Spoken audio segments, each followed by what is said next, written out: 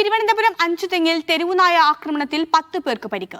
വീട്ടുമുറ്റത്ത് കളിച്ചുകൊണ്ടിരുന്ന 3 വയസ്സുകാരനും കടിയേറ്റു. കടിയേറ്റവർ ചിറയൻകീഴ് താലൂക്ക് ആശുപത്രിയിൽ ചികിത്സ തേടി. വിവരങ്ങളുമായി അക്ഷയ കൃഷ്ണാനന്ദ് ചേരുന്നു. അക്ഷയ, ഈ പരിസരം സ്ഥിരം തെരുവുനായ ആക്രമണം ഉള്ളതാണോ? അങ്ങനെ ഒരു കാര്യം നമുക്ക് ഇപ്പോൾ പറയാൻ കഴിയില്ല. എന്തായാലും അഞ്ചുതെങ്ങ് ജംഗ്ഷന് സമീപത്തായാണ് തെരുവുനായ ആക്രമണം ഉണ്ടായത്.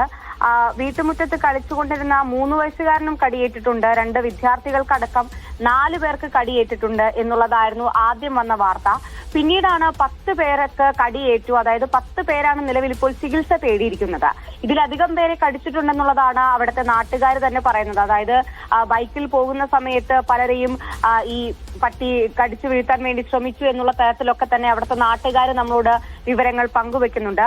എന്തായാലും കടിയേറ്റവർ ചിറയൻകീഴ് താലൂക്ക് ആശുപത്രിയിൽ ചികിത്സ തേടിയിട്ടുണ്ട്.